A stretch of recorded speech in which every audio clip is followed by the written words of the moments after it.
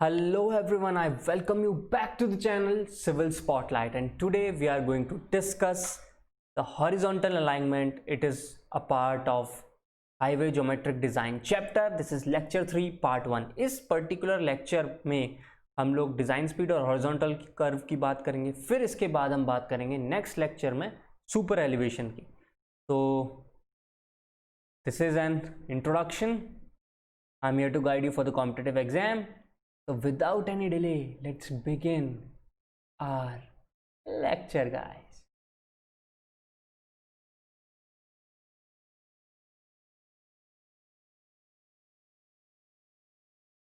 तो horizontal alignment को start करने से पहले ये बहुत ज़रूरी है कि हम डिज़ाइन स्पीड के बारे में देखें और साथ साथ में कुछ टर्म्स हैं जो स्पीड से जुड़ी हुई हैं, उनको अच्छे से अंडरस्टैंड कर लें. जैसे कि मैं आपको यहाँ पे दिखा रहा हूँ. डिज़ाइन स्पीड क्या है? Design speeds are defined for different terrain. अपने को क्या करना है, जिस स्पीड के लिए डिज़ाइन करना है, तो सबसे पहले किसके अकॉर्डिंग डिफाइन की गई? टेरेन के अकॉर्डिंग. सबसे पहले तो टेरेन पता होना चाहिए. फिर अब टेरेन क्या है? टेरेन देखो, तो टेरेन 4 टाइप के आईआरसी कोड में डिफाइंड है. ये आईआरसी से उठाया मैंने. Plain, rolling, mountainous, steep. Okay. So इनकी एक क्रॉस स्लोप परसेंटेज के बेसिस में बताई गई है. 0 से 10% को प्लेन माना गया है, 10 to 25% को रोलिंग, माउंटेनियस है 25 to 60%, and above 60% it is steep. तो ये तो हो गया टेरेन. अब टेरेन मिल गया तो डिज़ाइन स्पीड आईआरसी ने क्या मानी है? तो यहाँ टेरेन लिखे हैं ये ऊपर और नीचे स्पीड. जैसे national highway and state highway 100 to 80 kilometre per hour, major district road 80 to 65, ordinary district road 65 to 50, village road 50 to 40. ये भी देख रहे हो यहाँ पे, बड़ा इंटरेस्टिंग पॉइंट है. इवन विलेजेस में जो मैक्सिमम डिज़ाइन स्पीड है वो 50 और मिनिमम 40 है. ये बड़ा इंटरेस्टिंग पॉइंट है. तो टेरेन प्लेन के अंदर जनरली इंडिया में देखा जाए मेजॉरिटी पोर्शन प्लेन में आता है और रेस्ट ऑफ द पोर्शन हम कह सकते हैं रोलिंग, फिर उसके बाद माउंटेनियस या हिली. कई जगह पे इसको माउंटेनियस के अलावा हिली भी लिखा हुआ है, तो भी मैं लिख देता हूँ यहाँ पे. मैंने अब लिख दिया है उसको माउंटेनियस के साथ हिली भी. अब आपको ये समझना है कि ये जो है ये रेंज है. आप हर एक टेरेन की यहाँ पे देख सकते हो. अपने को जनरल प्लेन्स की याद रखना है, बहुत अच्छा रहता है. प्लेन की बाय डिफ़ॉल्ट बार बार अपन ने क्वेश्चंस भी देखे हैं अभी ऊपर साइड डिस्टेंसेस के अंदर की by default upon 100 kilometre per our, तो नेशनल हाईवे, एक्सप्रेसवे और स्टेट हाईवेज की स्पीड लेके चल रहे होते हैं. अब इसके साथ आपको एक स्पीड में दो डिफरेंट डेफिनेशन के अकॉर्डिंग सुनने को मिलेगा. एक है रूलिंग स्पीड और एक है मिनिमम डिज़ाइन स्पीड या रूलिंग डिज़ाइन स्पीड. अभी जो वर्ड है ना रूलिंग, इन्होंने मतलब क्या है इसका अर्थ?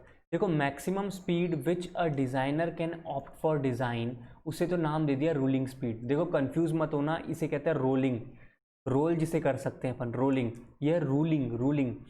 तो रूलिंग स्पीड वो है जो मैक्सिमम स्पीड डिज़ाइनर को ऑप्ट करनी है डिज़ाइन के लिए. तो यहाँ मैक्सिमम स्पीड जो ऑप्ट कर सकता है डिज़ाइनर नेशनल हाईवे के लिए वो है 100, स्टेट हाईवे के लिए है 100, मेजर डिस्ट्रिक्ट रोड के लिए 80, ऑर्डिनरी डिस्ट्रिक्ट रोड के लिए 65, विलेज रोड के लिए 50.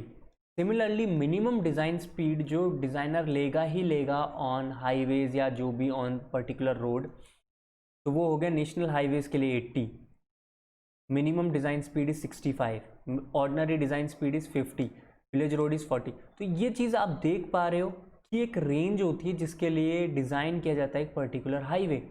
अगर एक नेशनल हाईवे उसमें बहुत सारी डिज़ाइनिंग चल रही है, हो सकता है यहाँ पे डिज़ाइनर उसको 100 किलोमीटर पर आवर के अकॉर्डिंग डिज़ाइन करे और आगे कहीं पे साइन लगा दे कि भाई अपनी स्पीड को तुम 80 किलोमीटर कर लेना. तो इसका मतलब है कि हो सकता है आगे जो भी हॉरिजॉन्टल कर्व है या stopping side distance, overtaking side distance, priority intersection, कुछ भी हो सकता है वहाँ पे, तो उसके अंदर उसने कैलकुलेशन की होती है और यहाँ बोर्ड लगा दिया जाता है, साइन बोर्ड, कि भाई हम लोग ये समझते हैं as a designer, highway designer कि लोग देखेंगे और अपने आप को स्लो डाउन कर लेंगे. तो इसलिए साइंस की बहुत इंपॉर्टेंस होती है, रियल लाइफ में उन्हें फॉलो करना चाहिए. This is minimum design speed and this is maximum speed या कहूँ रूलिंग स्पीड. ठीक है. अब हमें डिज़ाइनर की टर्म्स, यानी कि जो सिविल इंजीनियरिंग में हाईवे के अंदर बार बार जो स्पीड में आपको टर्म सुनने को मिलेंगी वो रूलिंग और मिनिमम स्पीड ऐसे ही सुनने को मिलेगा. ठीक है, साइड साइड में मैं आपको रिमाइंड भी करा देता हूँ। ऑल्दो ये फर्स्ट इंट्रोडक्टरी लेक्चर में मैंने बता दिया था रोड्स में कि अर्बन रोड्स जो होते हैं, आर्टीरियल रोड, वहाँ पे 80 किलोमीटर पर आवर की एवरेज स्पीड। यहाँ पे भी देखो ऐसा नहीं है, यहाँ पे भी रेंज की बात होती है, बट यहाँ पे जो मैं लिख रहा हूँ एवरेज स्पीड लिख रहा हूँ। एवरेज इज़ 80, सब arterial is 60, collector is about 60 to 65 कह सकते हो, कई बुक्स में 65 भी दी हुई है। Collector is 50, local street is 30। तो this is for urban roads. अब हम बात करते हैं हॉरिजॉन्टल कर्व की। A horizontal curve is provided in plan to provide change in direction to center line of road। Simple बात है, व्हीकल को जाना है यहाँ से इस पर्टिकुलर डायरेक्शन में, तो कैसे जाएगा? रोड को भी तो घूमना पड़ेगा, उसी के ऊपर तो व्हीकल चलता है। तुम्हारी रोड को जो घुमा रहे हो, जो उसका डायरेक्शन चेंज हुआ है अलाइनमेंट का, सेंटर लाइन का, उस पर्टिकुलर कर्व को हम हॉरिजॉन्टल कर्व कह रहे हैं। अभी देखो सिर्फ हॉरिजॉन्टल की बात कर रहा हूँ, क्यों? क्योंकि हॉरिजॉन्टल डायमेंशन में आपको देखने को मिल रहा है कि कर्व बन गया है, यानी कि आप टॉप से व्यू देख रहे हो, कह रहे हो हाँ भाई ये देखो एक पर्टिकुलर प्लेन में है, ये हॉरिजॉन्टल कर्व है।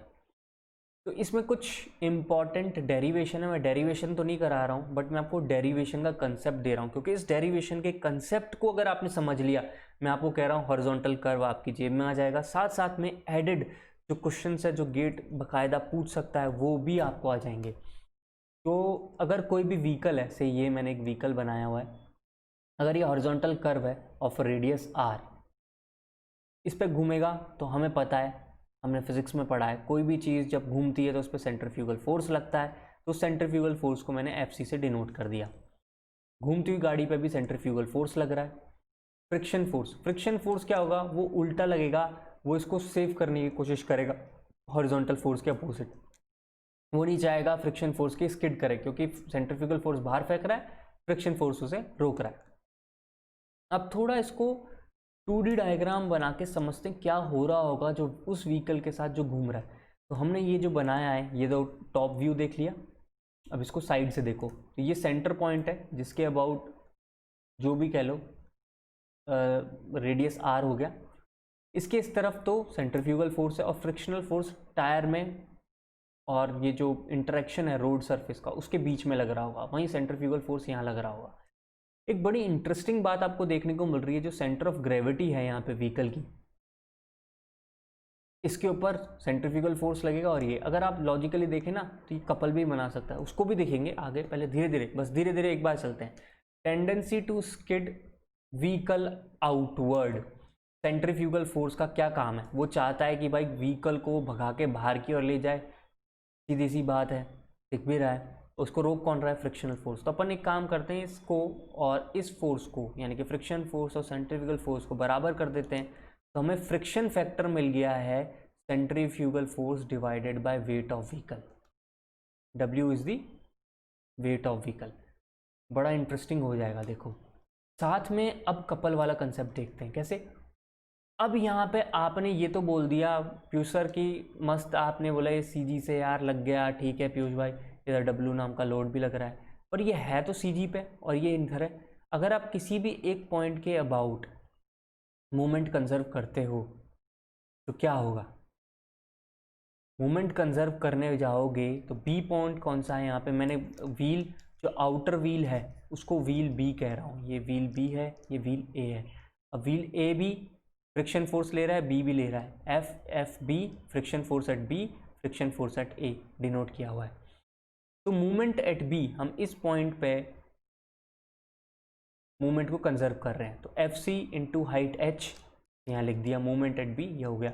और इसको रिस्टोर कौन करेगा? क्योंकि ये दोनों फ्रिक्शन फोर्स तो नहीं कर सकते हैं, तो वेट रिस्टोर करेगा। तो वेट इनटू दिस डिस्टेंस, इस डिस्टेंस को मैं कह देता हूँ टोटल डिस्टेंस टायर्स के बीच में B/2, सॉरी B, तो जो ये वेट का हो गया to the external tyre it is B/2। Okay, तो यानी कि सेंट्रीफ्यूगल फोर्स दो काम कर रहा है, एक तो व्हीकल को बाहर की ओर पुश कर रहा है, साथ साथ में व्हीकल को ओवरटर्न करने की कोशिश कर रहा है। ये क्वेश्चन पूछा जा चुका है और मैंने बता भी दिया है, सिंपल सेंट्रीफ्यूगल फोर्स ओवरटर्न भी कर रहा है, साथ साथ में बाहर की ओर से खींच भी रहा है।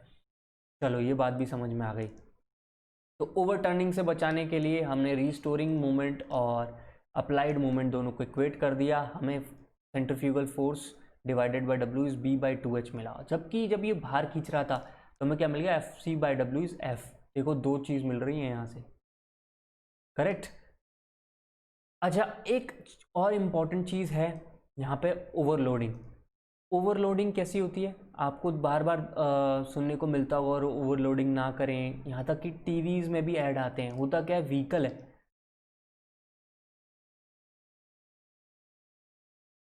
कोई भी व्हीकल है, अगर इसमें ओवरलोडिंग करेंगे यानी कि सामान जो है ऊपर तक पहुँचाएंगे, तो इसका सीजी पॉइंट जो है ना वो ऊपर शिफ्ट हो जाएगा।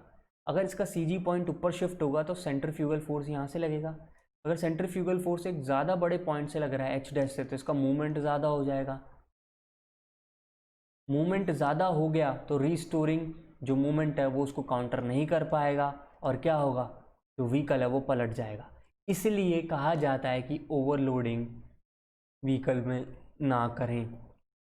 ओके नाउ, अब हम कह सकते हैं it means both friction and weight of vehicle are important for safe movement of vehicle. अभी समझ में आ ही गया आप लोगों को कि किसी भी सर्कुलर कर्व के ऊपर से निकलने के लिए उसका वेट और फ्रिक्शन कितना इंपॉर्टेंट है हमारे लिए। बाय अबव जो हमने दो इक्वेशंस बनाए, we can say that the pressure on wheel B is greater than pressure on A. कैसे, अब ये बड़ा इंपॉर्टेंट कंसेप्ट हो गया। देखो क्या था, फ्रिक्शन लग रहा था, ये ओवरटर्निंग हमने बी के अबाउट देखी, ये इसको बचा रहा है, ये इसको लगा रहा है। तो क्या होता है, व्हीकल जो आउटर व्हील है इस व्हीकल का, उसके ऊपर ज़्यादा प्रेशर डेवलप हो जाता है as compared to inner wheel. तो इसलिए मैंने उसको भी रिप्रेजेंट किया है यहाँ पे शेडेड एरिया से, एक में छोटा एक में बड़ा है। बड़ा वाला मतलब ज़्यादा प्रेशर है बिलो द व्हील बी। ये किस वजह से हुआ, over turning about outer wheel की वजह से, क्योंकि इनर व्हील की वजह से तो ओवर टर्निंग होनी नहीं है, आउटर व्हील पे होनी है, इसलिए यहाँ पे प्रेशर क्या है, ज़्यादा बन गया है। इसके बाद तो सुपर एलिवेशन है।